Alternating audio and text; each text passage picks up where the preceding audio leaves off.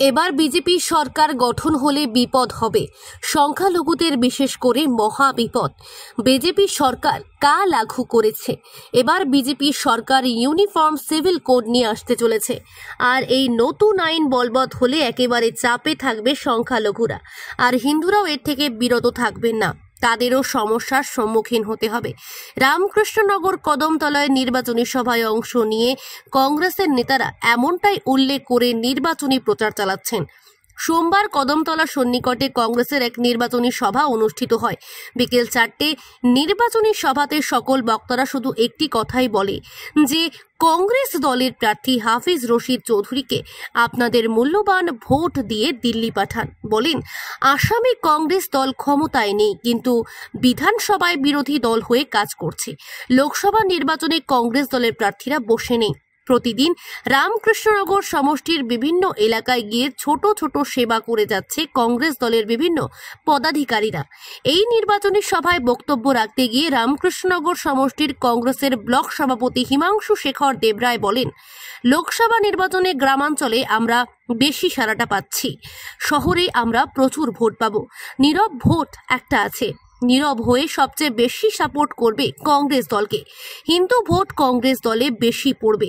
হাফিজ রশিদ আহমেদ চৌধুরী এমন একটি নাম, এমন একটি ব্যক্তিত্ব, আমি প্রত্যেকবার প্রার্থীদের বিরুদ্ধে কালি ছিটানো শুনে, কিন্তু আজ পর্যন্ত হাফিজ রশিদের গায়ে এক ফোঁটা কালি কেউ দিতে পারবে না।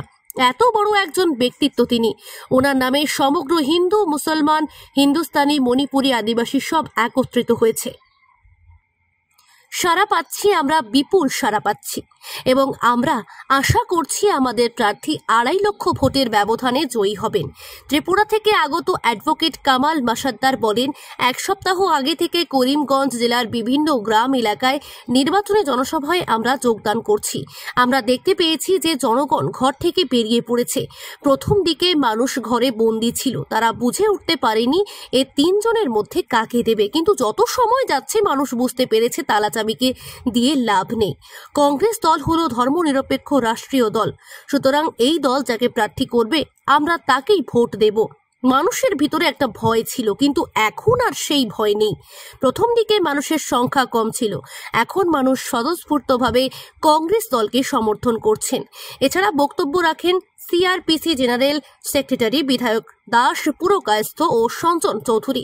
নির্বাচনী সভায় উপস্থিত ছিলেন যুব কংগ্রেসের সভাপতি আবুল কালাম আজাদ, মাইনরিটি সেলের চেয়ারম্যান মুজিবুর রহমান, টাউন মন্ডল সভাপতি কৃপা সিন্ধু গুপ্ত ও অন্যান্যরা। রামকৃষ্ণনগর থেকে শ্যামল আচার্যের রিপোর্ট, নিউজ অবিকল। সিআরপিসি থেকে এখানে নির্বাচনে এসছি প্রচারে, তার প্রধান কারণ হচ্ছে হাফিজ রশিদ আহমেদ চৌধুরী ব্যক্তি। কারণ সিআরপিসি এমন একটি সংগঠন যেটা 1979 থেকে নিপীড়িত, শোষিত, অবহেলিত জনগণের জন্য ধর্ম, বর্ণ নির্বিশেষে কাজ করে যাচ্ছে, এবং হাফিজ রশিদ আহমেদ চৌধুরী হচ্ছেন সেই সংস্থার মুখ্য উপদেষ্টা। তাই সিআরপিসির প্রত্যেক সদস্যর কর্তব্য এবং দায়িত্ব আমরা বোধ করেছি যে হাফিজ রশিদ আহমেদ চৌধুরীর মতন ব্যক্তির পাশে গিয়ে দাঁড়ানো এবং ওনার হয়ে কাজ করা, যাতে উনি বিপুল বিপুল ভোটে জয়যুক্ত হয়ে পার্লামেন্টে মসনদে যান। পার্সেন্টের কথাটা আমি এই মুহূর্তে আপনাদেরকে বলছি না। ভোটের বাক্স খোলার পরে আপনারা দেখবেন এটা নিশ্চিত উনি জিতবেন। 200% নিশ্চিত হাফিজ রশিদ এই সিট রিটেইন করছেন।